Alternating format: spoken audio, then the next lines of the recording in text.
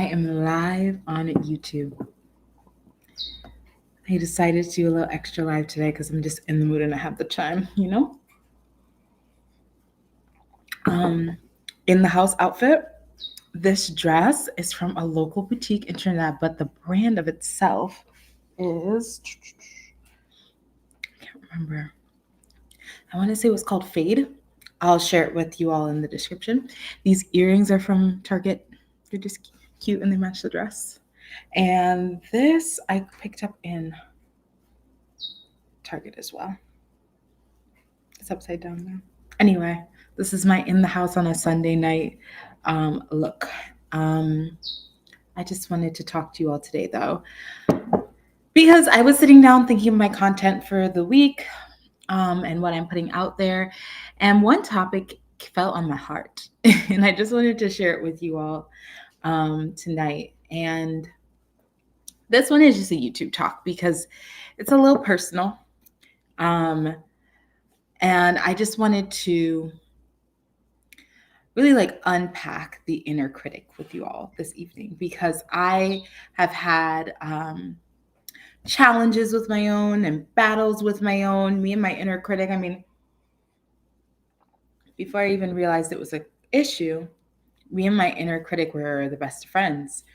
We unpacked everything together. I use my inner critic as my lens for the world and my lens for myself. And that is how I perceived the world. And you know how they say you don't see the world as it is, you see the world as you are.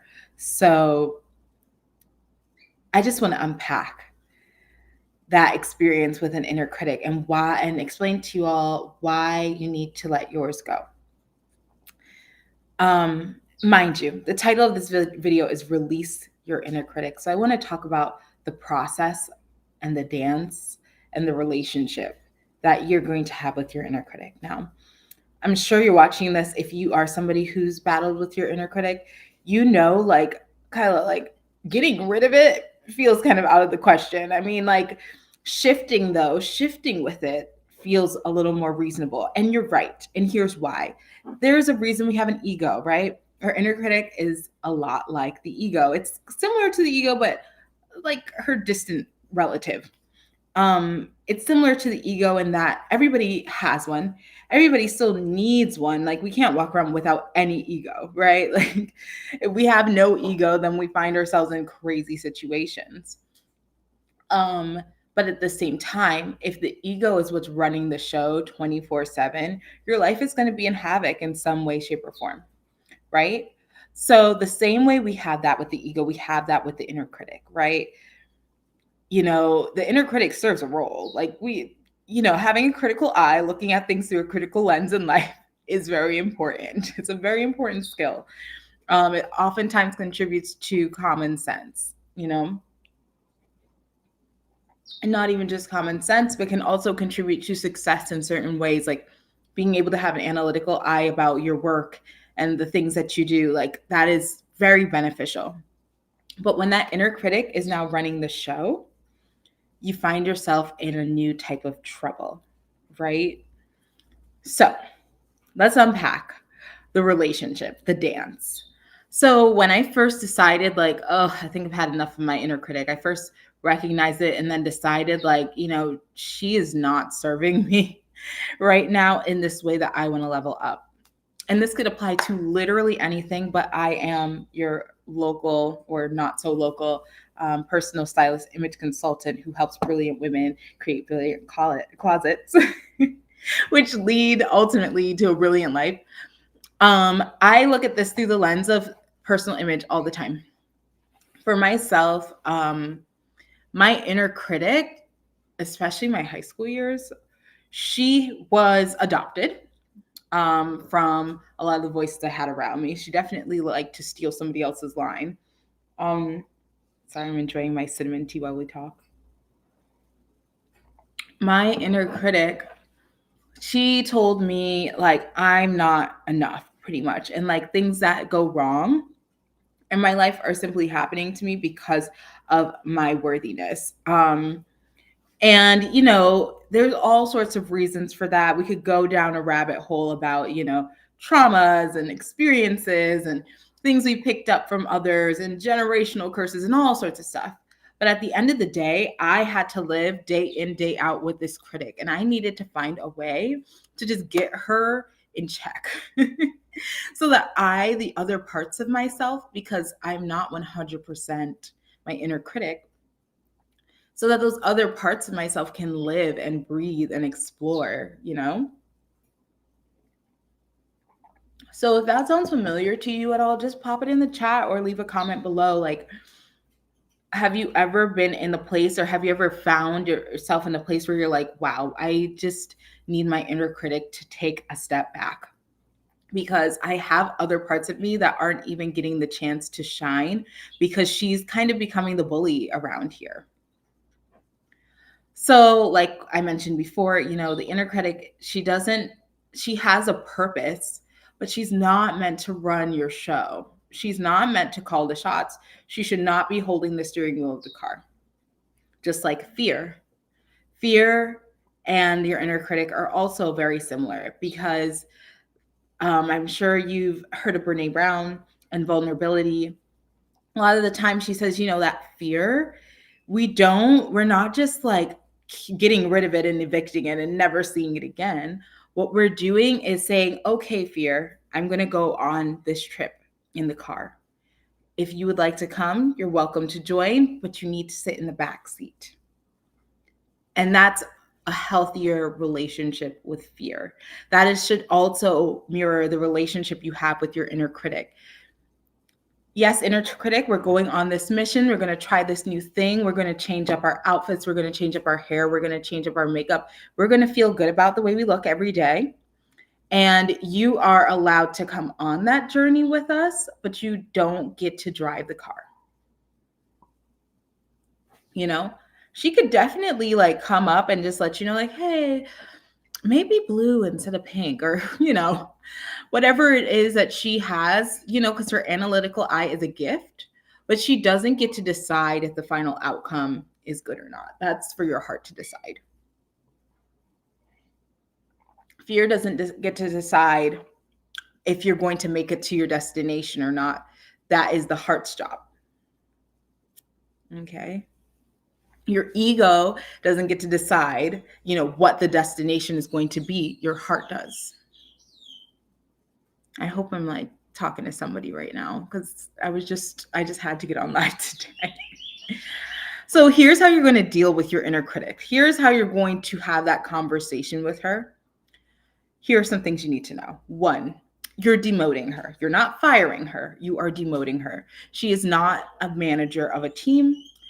She's not the manager of your team. Your heart is always the manager of your team, especially as a feminine energy being. Your heart needs to be the manager of the team, because she has enough of a top floor view of what's going on. Inner critic and fear and ego and all those other characters, they don't have the view from the top floor. Okay. They're watching things from like the lobby, quite honestly. So fear is the one who's leading the mission, but inner critic has a floor in the building between the lobby and the top floor. Inner critic has a floor. She's there. She's present, but she's been demoted from top floor position because she can't even see that far. Her eyes aren't that good. Okay. So we're demoting her. We're not firing her. You need to understand in what parts of your life your inner critic is hurting more than helping. Okay. If inner critic is getting to the place where like you can never feel good, you can never feel sure, certain, secure, stable, safe, content. There's all sorts of things. If you're just feeling not the positive things most of the time, it is time for inner critic to take a rest, because she's now hurting instead of helping. She's driving a car that she doesn't know how to drive. You made her job bigger than what it needs to be. So if you're now like every time you get in front of a mirror, you You don't even, not even get in front of a mirror, you're avoiding a mirror altogether. Just like, you can't remember the last time you really looked inside the mirror or looked at yourself for a long period of time, for more than like 5 seconds. Like, you're avoiding eye contact with yourself. If you don't have a full body mirror in your home as a woman who is over the age of 25, that is a problem. You need to have a full body mirror in your home. You need to see how you look from head to toe. You need to have the awareness. It's not about feeling full of yourself. It's about having the understanding and the self-awareness of how you are being perceived and what message you're sending out there into the world about yourself. All right. Let's see. I have some notes. And also, external validation and the inner critic don't do well together, and they normally go hand in hand. They're like the most toxic relationship in the world. Like, they just love each other, but they do nothing for one another. So, a lot of the times your inner critic, like I mentioned before, isn't even always yours. Okay, sometimes your inner critic picks up on what other people have said over the years, whether they be things that, like, your friend or your boyfriend or partner said to you like a week ago, or they are things that you've been hearing your mother say or your father say since as long as you can remember. Those things will get adopted into your inner critic. Because here's the thing about her, even though she feels like she's a smarty pants and she knows it all, and everyone should listen to her because she's the smart one, she's actually very limited. And she's good at her job that she does, but her trying to go outside of the bounds of her job is where she starts to make a mess of life, and she doesn't even know it. Okay, so that external validation is you continuing gathering stories. Something just broke in the background. One second.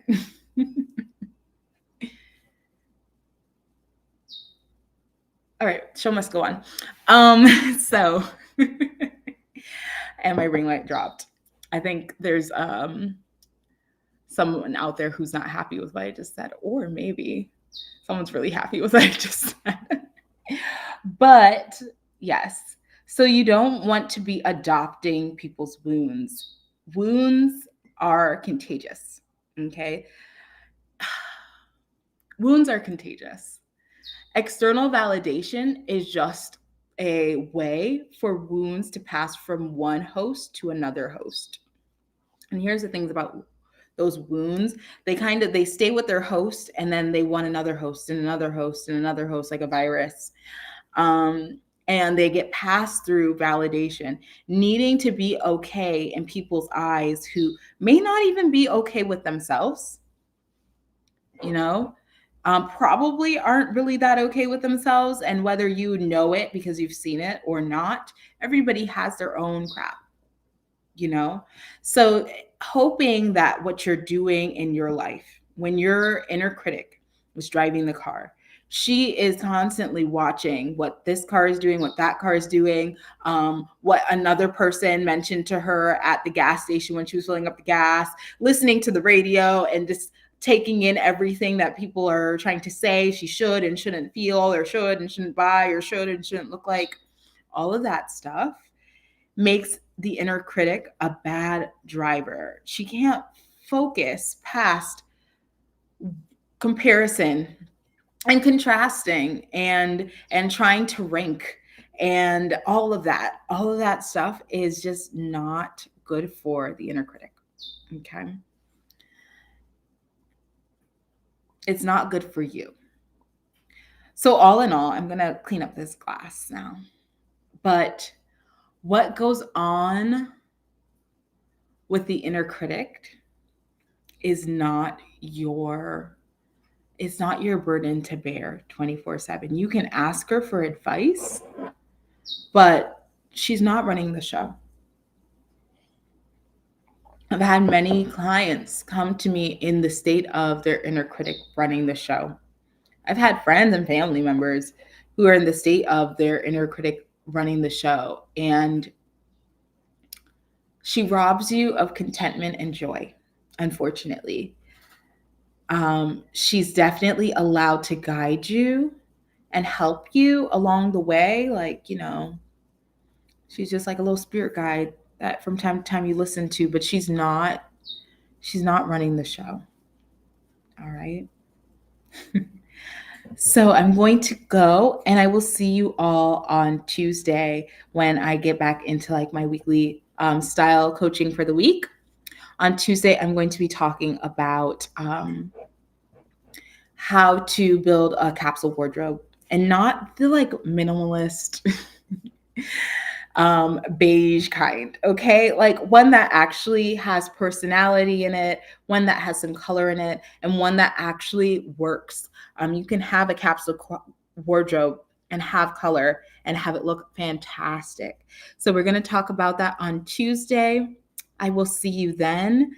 If you're interested in finding out about it and being notified when I go live next, ensure that you hit or it might be on this side, the notification bell, and subscribe to me, like this video. By hitting that notification bell, you'll know every time I go live. And yeah, I will chit chat with you all later this week. Have a beautiful week.